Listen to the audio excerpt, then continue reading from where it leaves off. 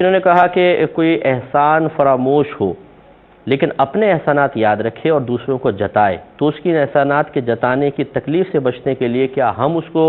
اپنے احسانات یاد دلا سکتے ہیں؟ دیکھیں، اللہ تبارک و تعالی نے قرآن عظیم میں واضح طور پر ارشاد فرمایا کہ لا تبطلوا صدقاتکم بالمن والاذی، کہ اپنے صدقات کو احسان جتا کر اور دوسرے کو اذیت پہنچا کر ضائع مت کرو۔ اس کا مطلب یہ ہوا کہ اگر وہ ڈھیٹ آدمی یا یہ کہہ لیجئے کہ اور میں لفظ استعمال نہیں کر رہا ہوں اس کے لیے، لیکن اگر وہ اس طریقے سے رویہ اختیار کر رہا ہے تو گویا کہ وہ اپنے احسان کا ثواب ضائع کر رہا ہے، کیونکہ احسان جتانا اللہ تعالیٰ نے فرمایا کہ اس سے صدقہ، یعنی جو احسان آپ نے کیا ہے، جو ثواب آپ کو ملا، وہ آپ نے ضائع کر دیا۔ اور اگر ایک شخص اپنی قیمتی متاع کو ضائع کر رہا ہو تو اس کے مقابلے میں پھر ہم بھی اپنی متاع کو، اپنی قیمتی انعام کو ضائع کرنا شروع کر دیں،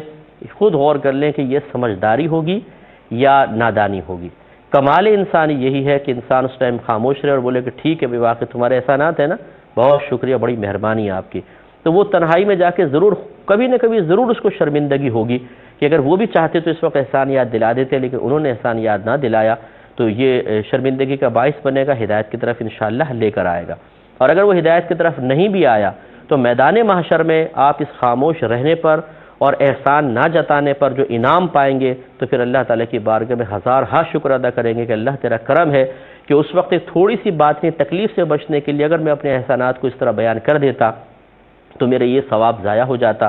اب آپ غور کریں، جب آپ کو انعام مل رہا ہوگا اور اس احسان فراموش کو احسان جتانے کی وجہ سے انعام سے محروم کیا جا رہا ہوگا تو آپ کی خوشی کا عالم کیا ہوگا اور اس کی حسرت کیسی ہوگی۔ اس کو ذرا ذہن میں لے کر آئیں گے تو انشاءاللہ طبیعت نارمل ہو جائے گی اور انسان اپنے احسان نہیں جتائے گا۔ یہ کہ کہتے ہیں کہ اگر ایک بیٹے نے والد صاحب سے قرض لیا تھا، صرف باپ اور بیٹے کو پتہ تھا والد صاحب کا انتقال ہو گیا، اب یہ بیٹے کے پاس اتنا پیسہ نہیں ہے کہ اس قرضے کو مال وراثت میں ملائے اور پھر دو بھائی وارث ہیں، اپنے بھائی کو اس کا حصہ دے تو کیا کرے، کیا بتائے یا نہ بتائے؟ دیکھیں، مسئلہ یہ ہے کہ مثال کے طور پر اگر اس نے والد صاحب سے 50,000 روپے قرضہ لیا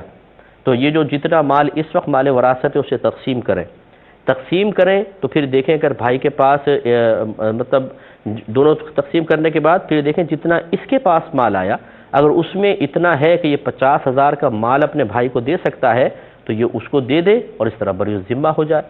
اور اگر ایسا نہیں ہے، ابھی نہیں دے سکتا تو بہرحال بھائی کو بتانا چاہیے کہ بتا کر اس کو پھر بعد میں اس سے مہلت لے لے، اور اگر یہ اس طرح بھی کرے جیسے آپ نے بتایا تو اس کی بھی گنجائش نکل سکتی ہے۔ مزید اس پہ کلام کرتا ہوں ایک مختصر سے بریک کے بعد۔ میرے ورد لب ہے نبی مقام حبیب ہے۔ بسم اللہ الرحمن الرحیم۔ یہ کوشچن کیا گیا تھا کہ ایک بیٹے نے والد صاحب سے قرض لیا، والد صاحب کا انتقال ہو گیا، اب یہ دو بھائی وارث ہیں اور یہ بیٹا ابھی اپنے بھائی کو پیسے نہیں دے سکتا، تو کیا ایسا کر سکتا ہے کہ ابھی نہ بتائے، جب اس کے پاس پیسے آئیں تو پھر بھائی کو تحفہ، گفٹ، ہیبہ کچھ کہہ کر دے دے؟ کیا یہ صحیح ہے؟ دیکھیں، مسئلہ یہ ہوتا ہے کہ جیسے میں بھی آپ کو سمجھا رہا تھا کہ ایک صورت تو اس کی بن سکتی ہے کہ دونوں بھائی اپنا اپنا حصہ تقسیم کریں، پھر جب اس بھائی کو مل جائے تو اس میں سے اتنا اماؤنٹ اپنے بھائی کو دے دے تاکہ قرضہ ادا ہو جائے۔ اگر بالفرض اتنا نہیں ہے، قرضہ زیادہ لیا ہوا تھا، تو پھر یہ یاد رکھیں کہ وارث کی وراثت کی ادائیگی میں بلا ضرورت تاخیر کرنا بھی منع ہے، تو اس لیے بہتر یہ ہے کہ بھائی کو بتائیں، اسے اعتماد میں لیں اور پھر بتا دیں کہ بھئی ٹھیک ہے میں ابھی نہیں دے سکتا ہوں، میں آپ کو بعد میں دے دوں گا۔ لیکن اگر بھائی کے انتشار میں مبتلا ہونے کا اندیشہ ہو، محبت میں دراڑیں پڑنے کا گمان ہو، جیسے کہ عموماً ہوتا ہے کہ پیسہ بیچ میں آتا ہے تو بھائی ایسے ہو جاتے ہیں، تو پھر یہ ہمیشہ یاد رکھیں کہ پہلی فرصت میں جیسے ہی پیسہ آئے فوراً اپنے بھائی کو ادا کریں، کیونکہ اب یہ تنگ دست ہے اور تنگ دست کو اللہ تبارک و تعالی نے مہلت دینے کا ویسے ہی حکم ارشاد فرمایا ہے۔ ایک بھائی نے کوشچن کیا تھا کہ یہ کسی کا اعتراض انہوں نے ذکر کیا ہے کہ بعض حضرات کہتے ہیں کہ اللہ تبارک و تعالیٰ کے پیارے نبی صلی اللہ علیہ وسلم نے فقط 2 عیدوں کا تصور دیا ہے، یہ تیسری عید آپ کہاں سے لے آئے، عید میلاد النبی؟ دیکھیں، ایک چیز کا تصور دینا اور ایک چیز کو منع کرنا یا اس کی ممانعت فرمانا، یہ دونوں الگ الگ چیزیں ہیں۔ اگر میں کسی شے کا تصور دوں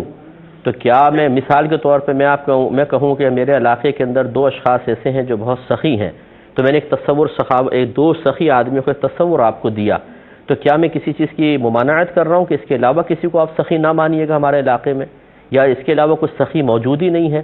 کہاں سے یہ قاعدہ ضابطہ آپ نے نکالا کہ اگر دو عیدوں کا تصور دیا گیا ہے تو کسی تیسری چیز کو عید قرار دے ہی نہیں سکتے ہیں؟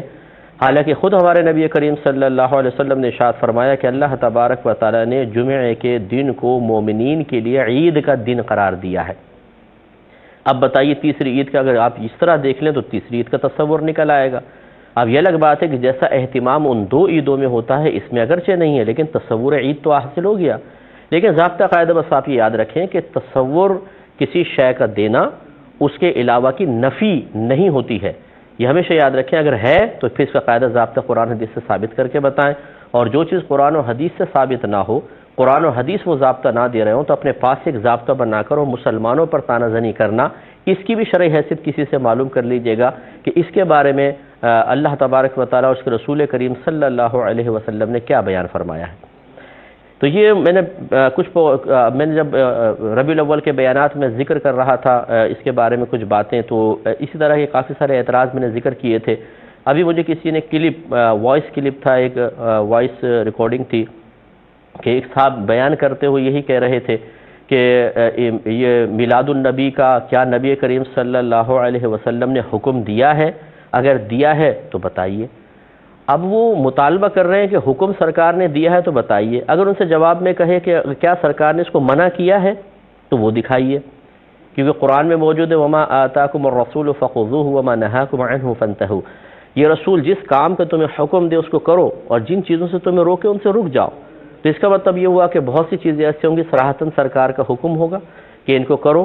بہت سے امور ایسے ہوں گے جن میں سرکار نے منع فرمایا ہوگا، اور بہت سے ایسے ہوں گے جن میں نہ اجازت نہ ممانعت۔ جس میں اجازت اور ممانعت نہیں ہے پھر اس کے بارے میں ہمیں غور کرنا ہوگا کہ اس کو کس میں لے کر جائیں، کیا اس کو جواز کی طرف لے کے جائیں کہ عدم جواز کی طرف۔ تو یہ کہنا کہ جی حکم ہو تو پھر اس کو کرنا صحیح ہوگا، یہ بالکل غلط ہے۔ بعض اوقات حکم نہیں ہوتا، اتباع تو ہوتی ہی یہ ہے کہ جہاں پر حکم نہیں ہوتا وہاں کسی کی پیروی کرنا اتباع کہلاتا ہے۔ تو خلاصہ کلام یہ ہے کہ اس طرح کی باتیں کر کے لوگوں میں انتشار فتن پیدا کرنا، اور پھر چونکہ سامنے بیٹھی ہوئی عوام الناس ہوتی ہے، اس طرح کی دلیلیں دے کر، کیونکہ سامنے سے کوئی جواب تو دے گا نہیں، پھر اپنے آپ کو یہ سمجھنا کہ میں نے ایسا سوال کر دیا ہے کہ اس کا کوئی جواب ہی نہیں دے سکتا، یہ خوش فہمی سے ہمیں باہر نکلنا چاہیے۔ میرے خیال میں کسی صاحب علم کے سامنے آپ ایسا دعویٰ کر کے بتائیں اور پھر وہ انشاءاللہ آپ کو جواب دے گا۔ تو ہم بہرحال کوئی مناظرے کے لیے تو بیٹھے نہیں ہوئے، لیکن میں گزارش یہی کرتا ہوں کہ اس قسم کی باتیں عوام کے درمیان کر کے ان کو ذہنی انتشار میں مبتلا کر دینا اور غلط چیز کو بیان کرنا بالکل غلط ہے۔ یہ کوئی قاعدہ ضابطہ نہیں ہے کہ اللہ کے نبی نے حکم دیا تو کریں ورنہ نہ کریں۔ کیا جمع قرآن کا نبی کریم نے حکم دیا تھا تو صدیق اکبر نے کیوں کیا؟ کیا جو زکوٰۃ کے منکرین تھے ان کے خلاف جہاد کا سرکار نے حکم دیا تھا؟ نہیں، تو پھر کیوں جہاد کیا گیا؟ کیا نبی کریم صلی اللہ علیہ وسلم نے جمعے کی پہلی اذان کے دینے کا حکم دیا تھا؟ نہیں، تو پھر کیوں دے رہے ہیں؟ کیا نبی کریم صلی اللہ علیہ وسلم نے تراویح با جماعت پڑھنے کا حکم دیا تھا؟ نہیں، تو پھر کیوں پڑھ رہے ہیں؟ تو خلاصہ کلام یہ ہے کہ حکم نہیں، اور بہت سارے دلیلیں ہوتی ہیں کہ اگر حکم نہیں بھی ہے تو بہت سارے دلائل سے کسی چیز کا جواز اور حکم نکالا جا سکتا ہے، اس لیے ادھوری باتیں کر کے عوام کو منتشر نہ کیا جائے، یہ مناسب نہیں ہے۔